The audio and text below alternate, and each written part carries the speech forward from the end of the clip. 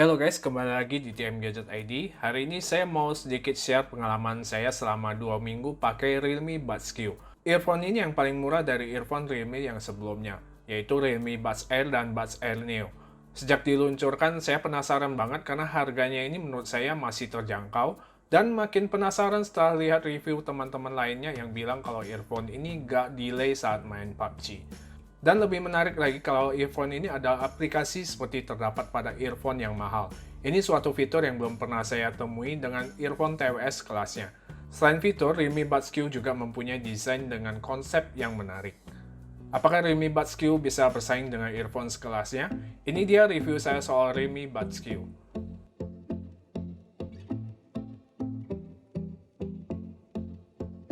Oke, seperti biasa kita mulai dari tampilan luar produk ini, yaitu packaging.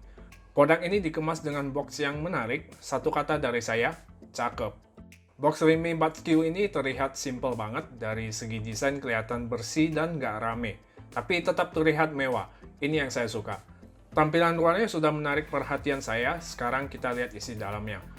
Yang pertama, kita akan mendapatkan satu unit earphone-nya, kabel micro USB, 2 pasang ear tips, dan buku manual. Oke, saya bahas dari segi desainnya dulu.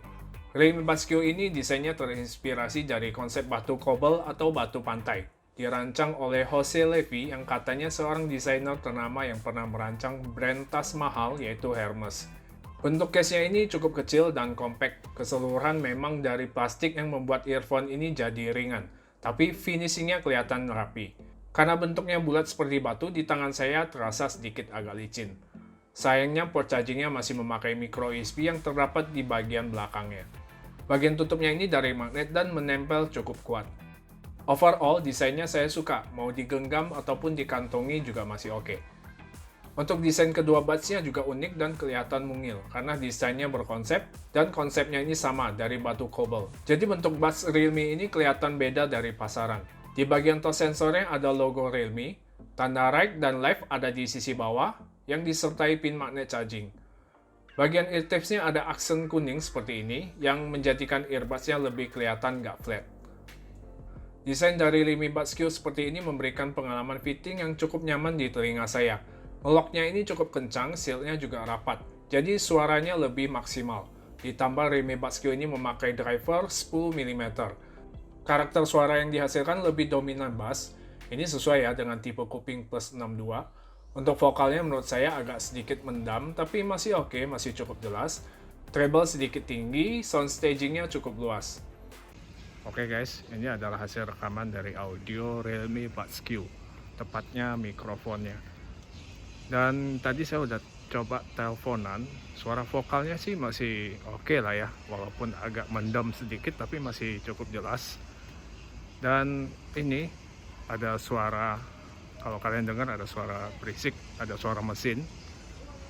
Saya nggak tahu apakah kalian dengar. Untuk kualitas audio suaranya, silahkan kalian komentar aja. Fittingnya gini. Fungsi di bagian touch sensornya juga unik yang bisa di custom melalui aplikasi yang bernama Realme Link. Aplikasi ini bisa di-download di Play Store Android, dan buat pemakai iOS, entah kenapa saya cari aplikasi ini belum tersedia. Atau mungkin saya salah, kalian bisa bantu saya koreksi di kolom komentar.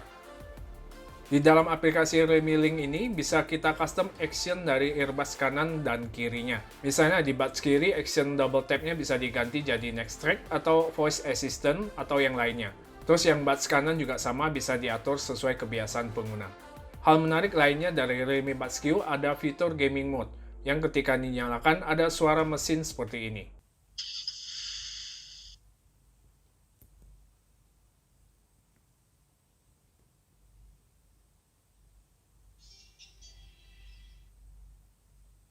Ketika gaming mode ini diaktifkan, ternyata memang terasa bedanya. Menurut kuping saya sih udah cukup sinkron antara gerakan gambar dan suara langkah kaki di PUBG. Di iOS maupun Android, Realme Buds Q ini masih asik aja buat diajak nonton dan bermain games. Baterai Realme Buds Q ini katanya bisa 4,5 jam sekali pengecasan, dan total bisa 20 jam dengan charging case-nya. Pemakaian saya sih selama 1 jam baterainya berkurang sekitar 20%, yang saya setel dengan volume 100%. Hanya sayangnya earphone ini nggak ada LED indikator, jadi saya nggak tahu apakah earbuds ini udah terkoneksi dan apakah baterainya sudah mulai habis atau belum. Hanya bisa saya lihat di bagian aplikasinya. Di charging case juga sama, hanya ada indikator pengisian daya. Dan saya nggak tahu apakah kalau lowbat, LED di case-nya ini bakal berkedip. Karena sampai sekarang belum sampai lowbat di charging case-nya. Earbuds ini diajak olahraga juga masih oke karena punya rating IPX4. Basah karena keringat atau percikan hujan sih masih oke ya. Kesimpulannya, overall earphone Redmi Buds Q ini cukup recommended, dijual seharga 399.000. Earphone ini hadir di pasaran dengan tampilan yang beda dan memberikan daya tarik untuk pencari earphone murah dan ngebas.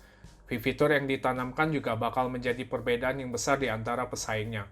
Buat brand yang lain mungkin bisa ambil inspirasi dari Redmi Buds Q ini. Desain yang berkarakter dan punya fitur yang mahal. Oke, semoga video ini bisa bermanfaat buat kalian. Jika konten seperti ini bermanfaat, bantu saya untuk subscribe dan bunyikan notifikasinya. Dan buat yang punya pertanyaan, silahkan tinggalkan di kolom komentar. Dan jangan lupa ikutan giveaway yang saya adain, linknya saya taruh di pojok atas dan di kolom deskripsi. Terima kasih buat yang sudah nonton, sampai ketemu di video selanjutnya. God bless.